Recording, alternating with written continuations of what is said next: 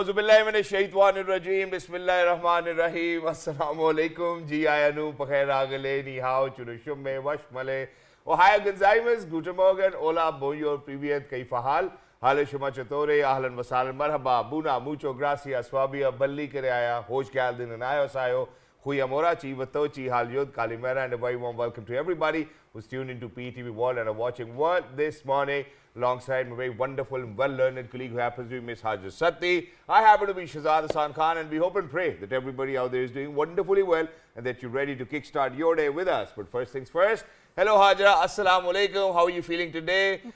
Happy Independence Day. Walaikum Assalam, Jazakallah Khair. Thank you so much for introducing me, Shahzad, since it's 15th of August and we had a wonderful rain on 14th of August, and I think certainly that has changed the temperature a lot because I see that the humidity level has been certainly dampened down in Islamabad, and obviously we don't like humidity at all, but I mean kickstarting our conversation since you are on the Twitter. Now it has been renamed as X with the very black logo. Yeah, I think we were more into the Twitter, the bird, the tweeting sort of a thing. And then obviously Facebook has also changed its name long ago. It has been changed into a Meta, right? So, and we've also seen both of the CEOs, they are quibbling over, you know, some cage fight sort of thing, right? Where Elon Musk has challenged the Mark Zuckerberg that there's going to be some cage fight, that too in Italy, in Rome, right? And Zuckerberg has remarked back that until this thing is heard by Zuckerberg himself, there is not going to be any cage fight in the first place. But the idea seems very interesting because you can see how because of the threads, because of the popularity of the threads, it has bumped or dampened the Twitterati fans or the X fans, I would like to call it. And then you will see that there's this corporate fight which is brewing into the real fight in the first place. But the idea seems very funny in the first place. Such an immature approach, right? I mean, it's not just that. I think that Elon Musk has always been a wonderful marketeer, and there's a reason, you know. So imagine that, you know, when he was actually about to you know, reveal the Cybertruck. So they said that, you know, that the windows are really tough and, you know, it won't break that easily. So imagine what they did was that they actually did a demonstration on stage while they were releasing the first look of the Cybertruck. And, you know, there was this gentleman who was supposed to throw this steel ball into those windows of the Cybertruck. And imagine that those windows broke right over there while they were demonstrating in front of thousands of people. And that's exactly what he wanted to do, and that's exactly what he wanted to achieve by making sure that with this negative marketing, people will take a closer look at Cybertruck and what it holds. And which is why, you know, now they have had a backlog of, you know, because there have been so many orders, they cannot fulfill in 1 or 2 or 3 years. So, and people are still, you know, kind of out there wanting to do so. So I think that both of these gentlemen are actually, you know, amazing marketeers, and they're on top of their game, and they've earned so much money anyways, you know. So I don't know whether it's a cage fight, and, you know, for them, since they're at that level of their lives, that, you know, it doesn't really matter whether it's a cage fight or whether it's not a cage fight, but it was a great marketing That's very true. And you also said that there is not going to be UFC as a neutral empire. There's going to be another third neutral empire in the first place. But I think Elon Musk is a very muscular in his approach, and Mark Zuckerberg, he's a little thinner and slimmer. Has a tiny structure. But I've even heard, Hajar, that, you know, Mark Zuckerberg is actually going to, you know, he's a martial arts he's attending some classes. He's trying that, you know, if one day, you know, there's going to be this chance, you know, so he might be able to kind of undertake probably Elon Musk, which certainly does not look like a good idea. I think that these both gentlemen really need to focus on Meta and X, and that's it, you know. So please, ladies and gentlemen, let's not go over there. But there's one more important message which I would want to share with our audiences, and that is that, you know, so I would want everybody to do their own research before consuming anything. You know, and there's a reason. So imagine one of my friends has brought this honey, you know, from Turkey, and he was like, okay, you know, why don't you guys have it? Imagine that, you know, to my stupidity, unfortunately, but I think that, you know, I was supposed to learn the message the hard way. And so I consumed it, a little bit of it. I think it was half a spoon or a spoon. And imagine that the next morning when I woke up, I couldn't really open my eyes. You know, they were all swollen up and there was allergic reaction. And I was like, what happened to me? What different did I consume? And that was exactly honey. And, you know, so ladies and gentlemen, if you're out there, please, you know, if you're going to somebody and you certainly do not know whether what your friends are doing with you, you know, whether they're sincere with you or not. So, you know, you might be that, you know, trial person, which they are going to try that ingredient on. So please make sure that you don't do that. I'm thankful to Allah Almighty that I'm feeling quite better. We have Dr. Saab over here, so he's given me a few more solutions about it, which I'll certainly be considering right after that. But please make sure that you do not consume anything without your research. So please make sure that you always research. I mean, when you're consuming honey, you are not going to do any research, right? You would consume it anyway, because obviously it's a jannati meva, or sort of but a the honey you have at your house and the honey you bring in from Turkey can vary, right? I mean, you never know until you consume it, right? How your body reacts to that. So I mean, it's not your fault in that sense. Yeah, thank you so much for saying that. But there's one more reason. So imagine that, when we go to our villages, so over there, when we go and, consume pure milk, our stomach does not support that. Obviously. So that's exactly how we really need to make sure that, whether whatever we're going to consume, so even if it's honey, just consume a little bit of it, not like an entire spoon, because, honey mein to shifa hoti hai. That's the concept. So please make sure that you put in your research, and if you are to consume something, just try a little bit of it so that you do not have to suffer from what I suffered from. So with that, ladies and gentlemen, I think without any further ado, let's move on towards our top stories. So Hajra, what do we have in the first place? So outgoing Prime Minister Shehbaz Sharif was given the Guard of the Honour at the Prime Minister House as he handed over the responsibilities of his office to newly appointed caretaker Prime Minister Anwarul Haq Kakar. Former Prime Minister Shehbaz Sharif reviewed the Guard of the Honour as the contingents of the armed forces presented salute to him. On the occasion, caretaker Prime Minister Anwarul Haq Kakar bid farewell to the outgoing Prime Minister. And since the leadership is in the new hands, that is the interim government hands, so we hope and pray and wish that the new government, the upcoming government, fulfill its responsibilities, because it's a huge responsibility running the affairs of the governance, and that too of the country, which is at a very, I would say, at the defining moment in the time, and making sure that there are elections. And obviously it's an interim government in the first place, because former Prime Minister Shehbaz Sharif has reviewed the Guard of the Honour, and the contingents of the armed forces presented this salute to him. And since it's the election year, people are engaged in the electoral activities, and we can see on the screens that how the Guard of the Honour is being given to the outgoing Prime Minister and the upcoming Prime Minister Anwarul Haq Kakar, and we certainly congratulate the new incoming Prime Minister Anwarul Haq Kakar. And it's heartwarming to see how we have upheld the values of democracy, and that's something certainly which I would certainly want to appreciate today. That those democratic values, we would see that how there's a shift. Okay, so there's this Prime Minister who's completed his term, and now there's this other interim Prime Minister who's taken over, and it looks wonderful that Pakistan, alhamdulillah, has been contributing to all of those democratic values. But in addition to that, as the nation marks its 77th Independence Day today, global search engine Google, which was yesterday, has honored Pakistan's endemic industry with dolphin to celebrate the country's achievement on self-determination and autonomy. Just as I mentioned before, on this day in 1947, Pakistan gained its independence and became a sovereign nation after almost 200 years of British occupancy. The Google Doodle gave an account of the nation's struggles for a free state in today's doodle description on this historic day. It stated that following the Indian Independence Act in 1947, Muslim Indians wanted their own independent nation state and started the Pakistan movement. The movement was spearheaded by the All India Muslim League, led by Muhammad Ali Jinnah. Moreover, Google also described today's doodle of the Indus River dolphin, which is the toothed whale species. This endangered species, also known as the bhulan in Urdu and Sindhi, is a special sighting in coast of Pakistan. Thank you so much, Google, and thank you so much, Google Doodle.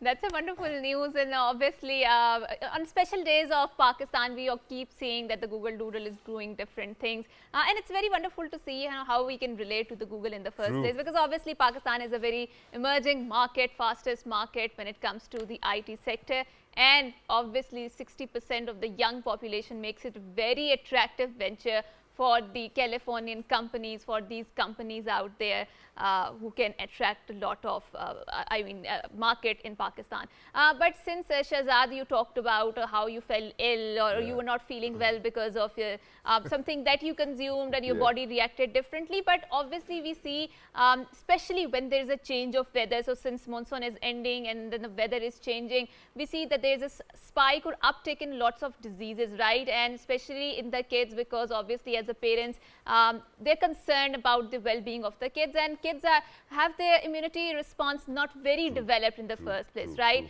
So what are some of the common diseases among the kids and how we can deal with them? And especially, I think the nutritional problem is very pertinent for a parent, because kids are not very keen with of eating, and what sort of nutrients to give them to make it more attractive. So we have with us in a studio a doctor who is going to answer all of these things to us. So without any further ado, Shehzad, ladies and gentlemen, we're very lucky that we've been joined by a general physician who happens to be hailing from UK. Ladies and gentlemen, he is Dr. Ahmed Kabir Daulatzai. Hello sir, assalamu alaikum, good morning, how are you feeling today?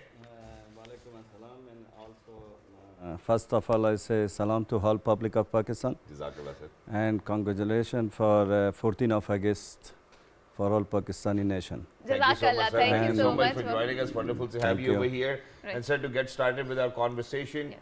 just yesterday, 47 hepatitis cases were registered in different hospitals over here in Islamabad, and it looks like as if there's an outbreak. You know, certainly we want to focus on children, but let's talk about hepatitis, and hepatitis prevailing, and now all of a sudden there's this outbreak of hepatitis, you know, in different parts of Pakistan. So how do you think that we really need to curtail it? True. First of all, sir, I want to explain, because this year unfortunately we have it very hot weather. True. Everywhere in Pakistan, especially in Saint Balochistan and this area. It's very hot really. I never see in my life to this year.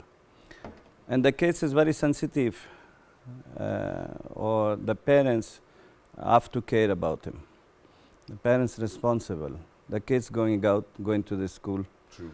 And the food especially, which kind of food the kids should use, and we don't care. So hepatitis coming from hot weather, unfortunately.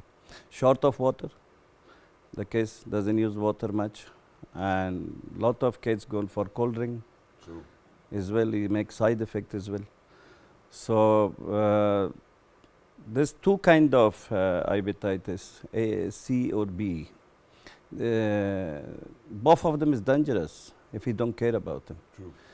To my opinion, if you take the normal life of the kids, for example, sleeping by the time, give it more water, look after water, activities, doesn't go out to the weather, especially in the evening time. I am not suggest the kids to go out. So this all make affect the kids' body. But unfortunately, in other side we see we don't have good environment in the country for the kids. Good facilities like park, holidays place, this all affect, and pollution as well. Dr. Saab, so let's talk about one of the pertinent problems that I see in lot of kids, which is the worms present inside their stomach. And you will see that there are lots of kids who are licking the soil or maybe licking the walls and consuming the paints or a lot of these things, right? So if you see such sort of symptoms in a kid, how does a parent should be concerned about it, and how do we need to rectify that habit of the kids in the I think first I've place? done it too. Yeah, while I was growing up, I used to eat cement, unfortunately. But I think there's some fallacy in your body, right? Because it's not normal. Is right, but in general, we talk in general. Yeah. We can't go place to place Specific, in Pakistan, we see, because each area, each place have his own weather, his own water, and lot of problems there. But kids is kids. Yeah, It's still end of the day, the body, all the kids is the same. yeah. We should look after see which kind of water the kids is use. At least it's clean. Okay. And lot of places in Pakistan, unfortunately, don't have clean water. We should boil the water and then make them cold. And you know, we used to have this culture of boiling water, you know, while we were growing up. You know, our mother used to boil water and then cool it down, and that was the water that we used to consume. But then, sir, there was this research which said that when you boil water on hot temperatures, what happens is that you take out all the minerals which the water holds. No, sir, this is nonsense kind of talking. Some people make it his own way. Okay. But some places still we don't have clean water. Okay, So yes. when we don't have clean water, no any other choice. And obviously, they're going to be all those other we have illnesses to boil the water, then make it cold, then give it to the kids. If Exactly. you want to look after your kids. Then that's something Because the which you have- disease doesn't care.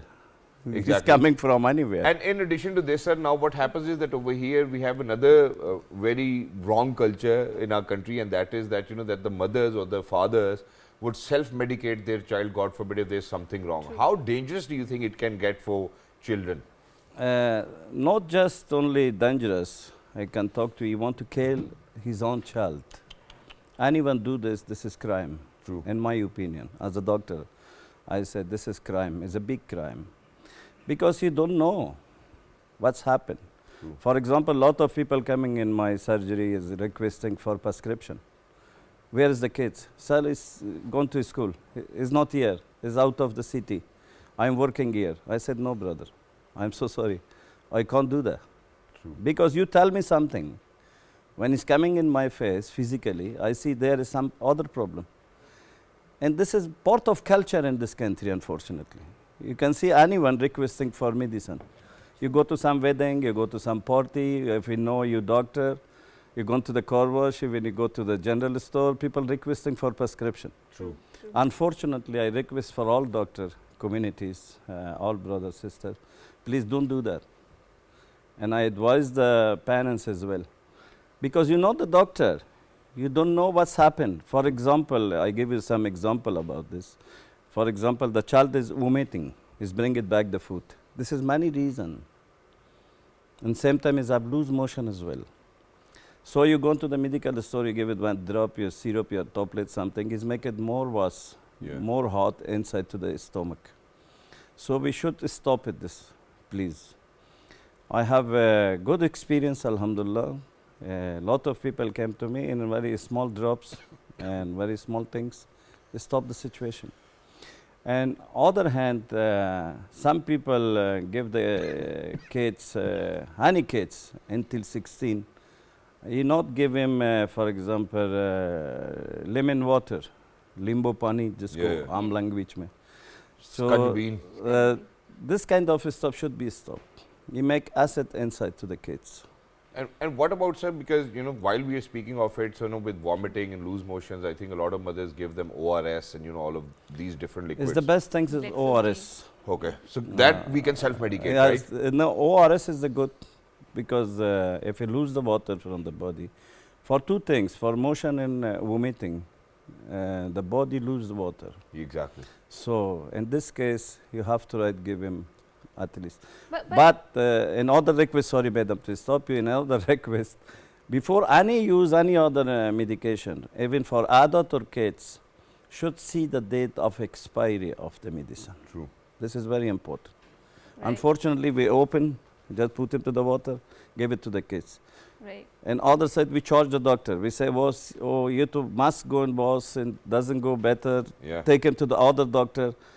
At least it should wait 24 hours. Okay. Okay.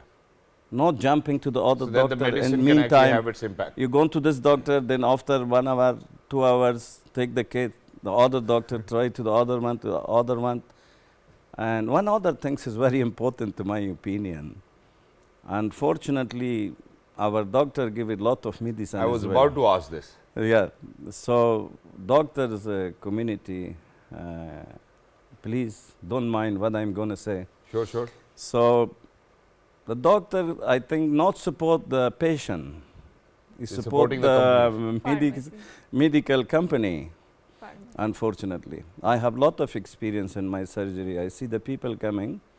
For example, the child is 3-year-old, 2.5 year, 2-year-old. Believe me, 35 kind of medicine. True. If the child using, especially, is going to expire, is going to death. I don't know. In my opinion, any child coming to me is like my own child, my own blood, is a human. Why we do that? True. And your halal salary, you give him, make him shit with, mix him with other stuff, nonsense stuff, which is damage someone's life. Exactly. Is God not happy and about? Thank you so much, sir, for pinpointing this point. And that's exactly what me and Haja, we have been speaking about, and we have always raised our concerns about it. And I have a recent example. So imagine, Haja, that my father had a backache issue. Right. So, and he was in a lot of pain, and the pain cycle wasn't breaking, and his muscles were getting into spasm. So we had to rush him to a doctor. So we went to the doctor. I told her already that that he has had a condition of atrial fibrillation, where the rhythm of the heart is being disturbed. And then she was like, yeah, I have gone through all the medicine. So I took all the medicines with me so that the doctor can see in the first place. And then, it was a bag full of medicines. There were so many medicines which he was taking to control that atrial fibrillation. So she was like, okay, I've taken a look at it. So she gave us medicines which came on 3 pages. And I was like, what are you doing? What are you doing? And she was like, this is calcium, this is this, this is this, this is to break the pain cycle and whatnot. Imagine 2 days later of taking all of those medicines, my father again had atrial fibrillation.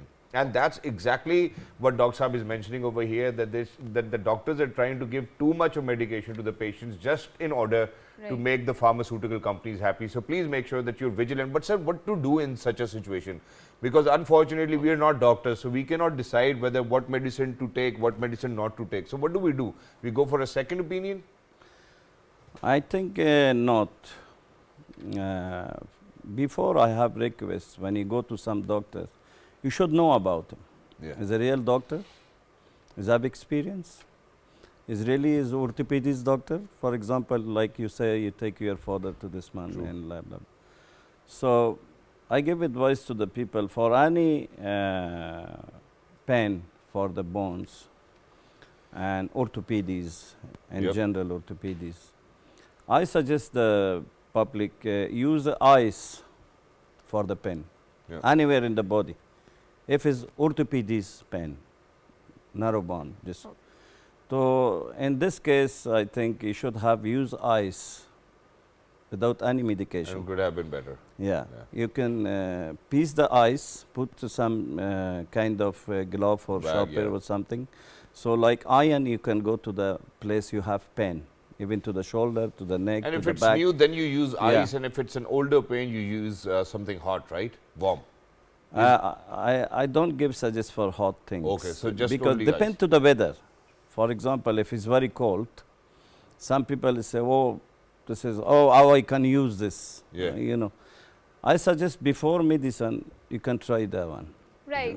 So Dr. Saab, now let's talk about a very important topic. I think as a father, Shahzad can also relate to that, which is the use of screen time, and increased screen time, especially among the children and the newborns and the toddlers in the first place. How damaging is it towards their cognitive development in the first place? And secondly, what sort of screen time do you recommend for the different age groups in the first place? Because obviously, gadgets are part of our life and we just can't entangle ourselves from them. I think basically you're talking about MRI and this kind of stuff people using for new baby born and this kind of people. To distract them. Suddenly I should say stop it. Okay. Naturally, I give example in my life. To our time is not this all stuff. But alhamdulillah, thanks God, we all okay. And still we're going on. This is one kind of business starting. If we make this kind of stuff, laser or screen or this all, it damage the kids, definitely. Right. And pregnancy time as well, damage the mom as well. Lot of people want to know is a boy or girls in this part of cultures before it very hurry to rush to know. Because what they want is going to buy on. the clothes. He's going to want to fighting with Allah decision. Yeah. And he say, what is this boy or girls and damage lot of family life, this kind of stuff. I think we should stop this all. You don't need it. Right. I suggest one other thing's important to your question regarding in pregnancy time, don't use any injection. Okay. Unfortunately, here is one kind of the fashion. gynecologists have been giving So a lot of injections for, I don't know, water No, sir, something. this is all wrong. This is iron, this is blah, blah, blah. Yeah. If you don't use this one, your child is gone wrong, and it's gone small, his head is gone this way. If you put this injection, the head is gone to its place. This is all wrong things. But sir, this is all business. In my opinion, this is all business. There's nothing to do with. That's your opinion. I'm going to respect that. But sir, don't you think that that this, since we have such technology, and we can preempt that, God forbid, if something's wrong with the baby while the mother is pregnant, don't you think that it's a better idea to use that technology because, God forbid, there can be a lot of challenges with a lot of babies, and we have seen that. So don't you think that it's best to kind of go to the doctor, preamp, prepare for it? Because I still remember that there's this disease, unfortunately, it's called the Dandy Walker disease. And so what happens is that the kid, because the neck is not joined properly, so the kid cannot sit or walk or all of that stuff, which obviously, ladies and gentlemen, the level of technology we have over here is not so good that you can actually be 100% sure about it. So you should always be faithful of Allah Almighty, Alhamdulillah. But don't you think that using such technology in such a condition can actually help parents to preempt and prepare? I say, thanks God, we can't challenge the God decision Obviously. with the child and the mom. What is God wanted? On the other hand, before technology, we can think the style of living of the mom. Where is she sleeping? How hard work she is doing? Okay. To our society, all hard work the women do it, unfortunately. Is gone outside. We carry on every house in our society, we should believe this and we should accept it. We don't have a washing machine to all house. True. The pregnant woman is using by hand washing the clothes. True. Then carry on until outside. I think this weight more than 20 kg. True. And she is pregnant. So this is damage the child. Exactly. For sure the child neck gone other way, hand is gone this way. Right. And the place she is sleeping is not comfortable. Okay. It's not plain. We have to the lot of houses charpai, which is calling charpai. Yeah. Charpai damage your body because it's not plain. That's true. Okay. That's true. You sleeping in bending situation. Yep. That's true. So we not care about this, how we living, how many steps she is going and coming, how hard work she is doing in the usual life 24 hours in the day. So this all affecting, I think. That's very Before true. technology, we believe in some cases, I'm sorry to stop you, but in some cases, if no any other choice, if the lady feeling pain and feeling something wrong, so in that time we have to use technology. Exactly. And Thank we you. have no any other choice. That's very true, and thank you so much for saying that, Dr. Saab, and thank you for brilliantly wrapping it up. So we are going on a short break, and after we come back, we have very interesting conversation lined up, which is related to biodiversity of Pakistan, and Shahzad has some really interesting figures to share. So don't go anywhere. Yeah. After a short break, we will be right So back. I think I'm going to take you back to Google Doodle. Why? I think after a short break.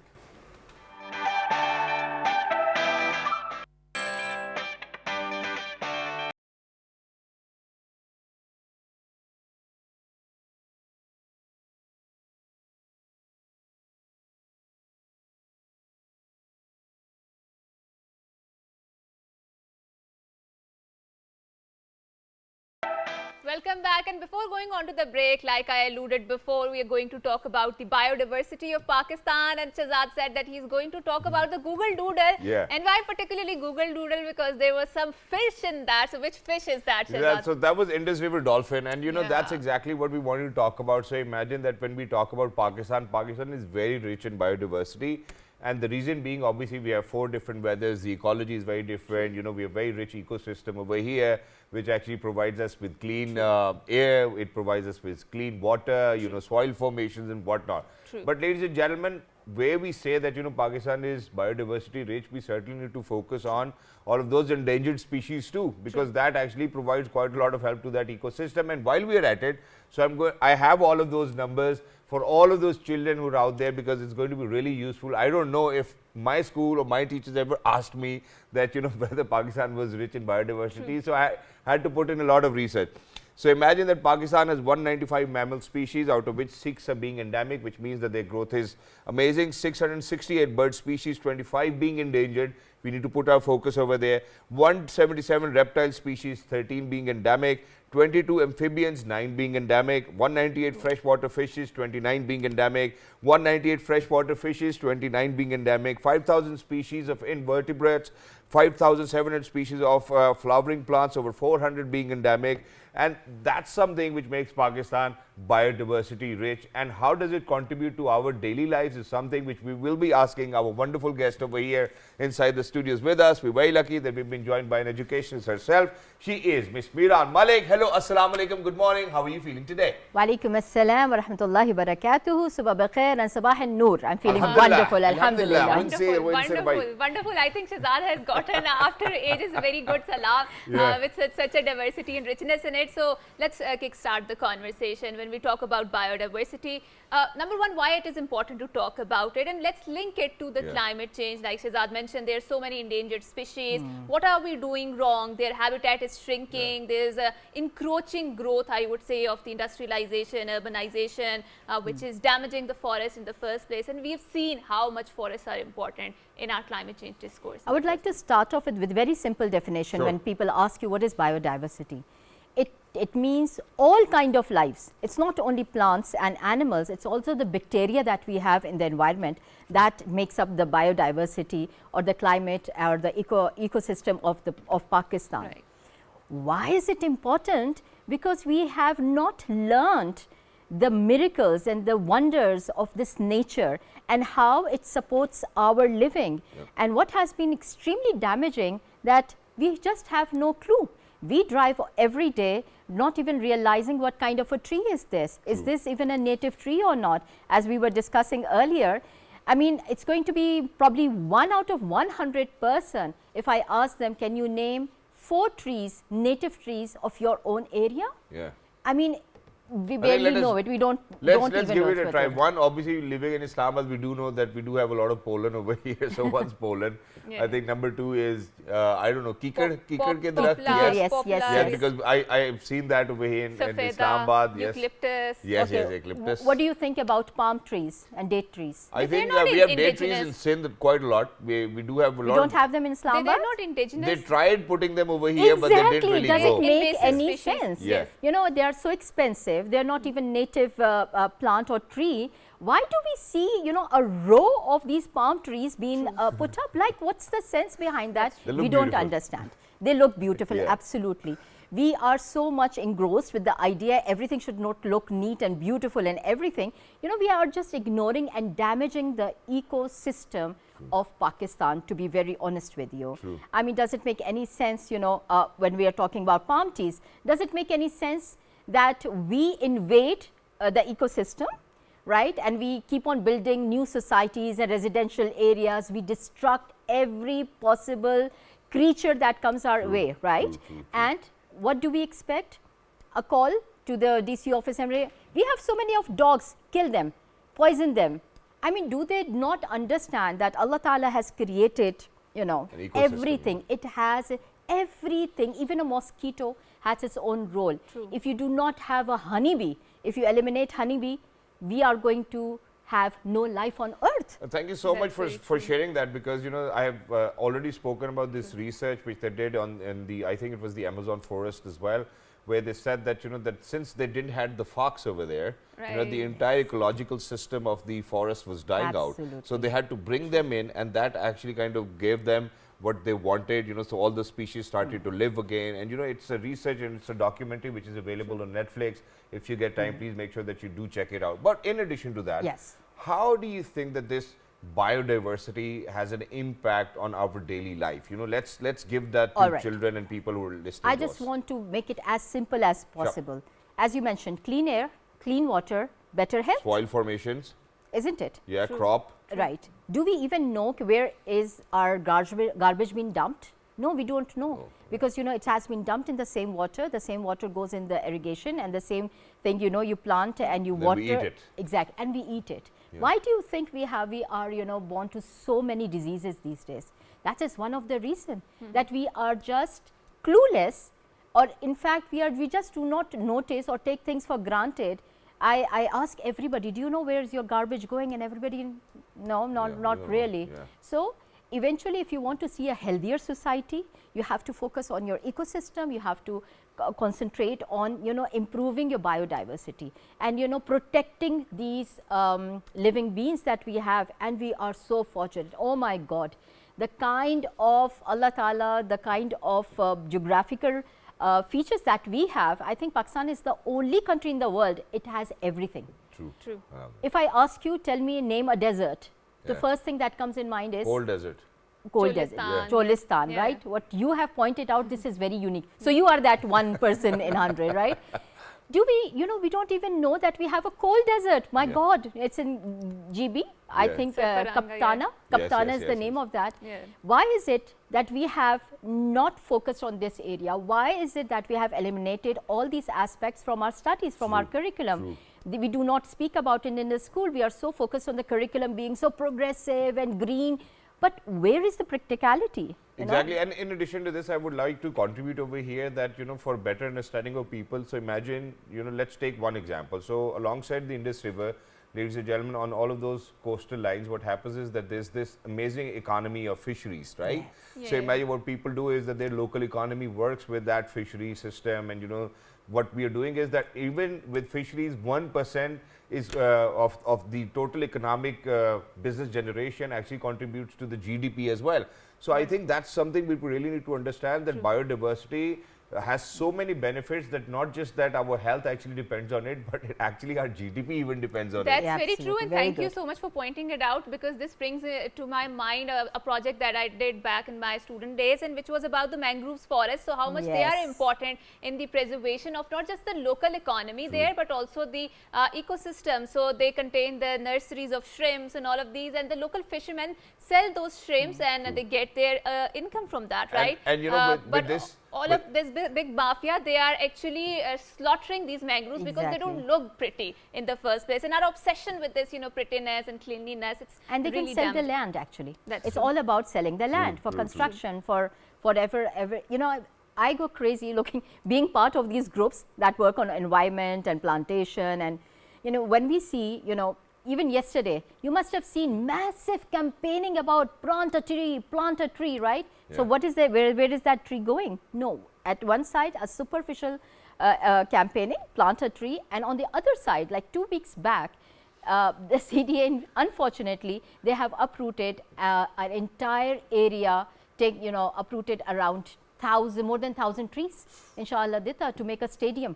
Oh, please, let's get real. at least I think what we really need to do is, if we are cutting down trees from one area, we really need to plant them somewhere else. I think that's a Yes, better idea. yes. But I would want you to kind of understand that how that 1 billion tree project has actually helped Pakistan. So imagine, number one, it helps in stopping the floods, number one. Number two, if we are talking about biodiversity and how rich Pakistan is, so I've spoken about the economy which is being generated on the coastal lines, mangroves, Hajar has spoken about it. True. Let's talk about wetlands. That's something which actually helps us, kind of get out of those very floody situations, and that's certainly what we really need to focus on. And help preserve the water level. Exactly, water table, and yeah. then at the same time, Hajar, we've always been in conversation with that gentleman who's been always on our show when we speak about forests and how we really need to look after our ecological system.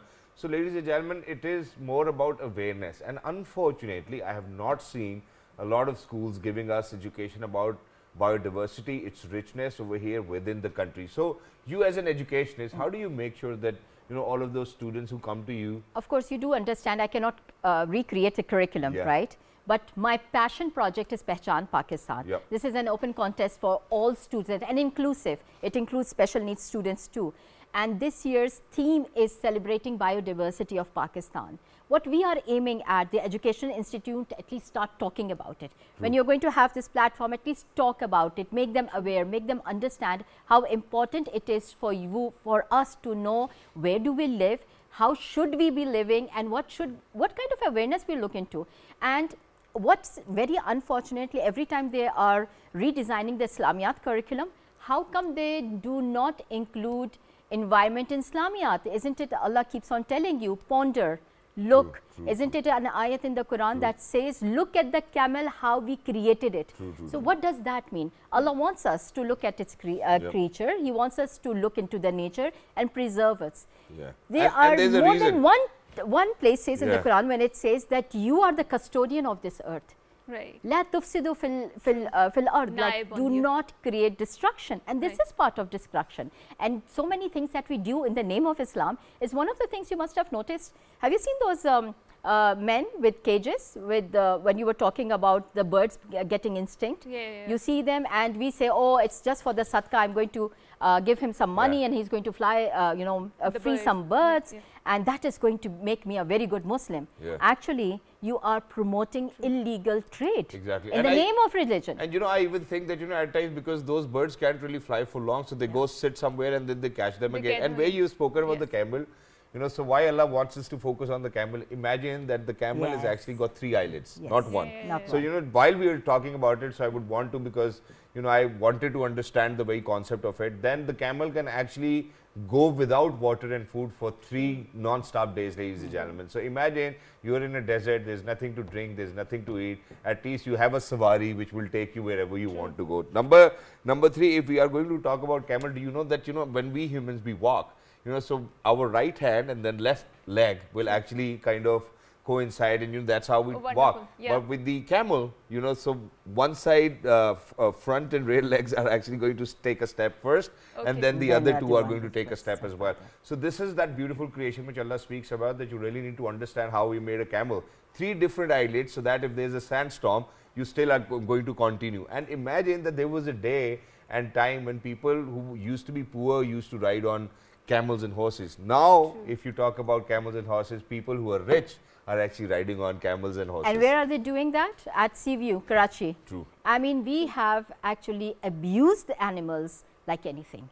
Whether you see these tamashas of these bear, monkeys, let's start discouraging the idea of having zoos. We have seen the pathetic condition. We have seen the case of Madhubala. We are seeing the condition the elephants are in, and nobody is paying a heed to it.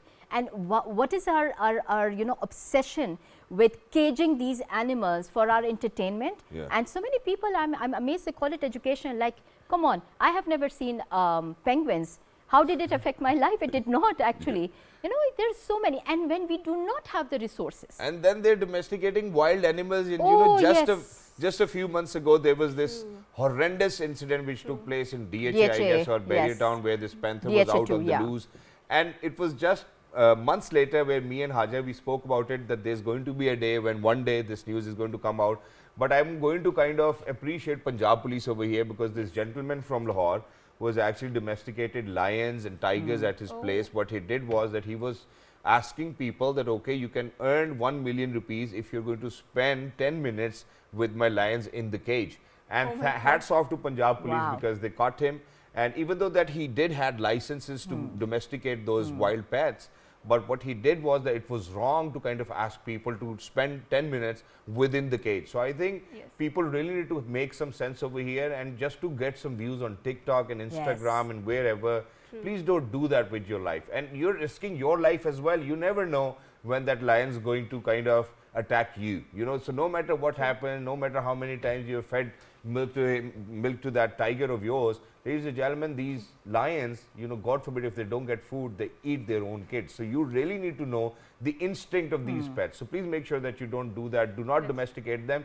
Keep them where they belong, because they are going to contribute to the ecosystem. And if you are part of such circle, when you have friends who show off, because you know, having lions and wild animals, exotic animals, is kind of a symbol status for us. घर में तो हम शेर हैं, इतनी रोटी खा रहे हैं, हम अम्मी अब्बू कह रहे हैं, भाई क्या हो रहा है भाई? That's very Discourage. true. Discourage. And thank you so much, Ms. Meera, for coming here, for speaking so passionately about the biodiversity. And I think this is the need of the hour, that we talk about it, we preserve it, and we humans learn to live, to cohabitate with them. Because obviously, if we disturb the cycle, then we can feel the effects of that, right? So what goes around comes around. This is the very famous maxim, and we can feel it literally, especially when we talk about biodiversity, how we are destroying it, and the discourse surrounding the climate change. So until next time, it's a goodbye. Allah Hafiz. 1, 2, 3. Good morning. Have a great day.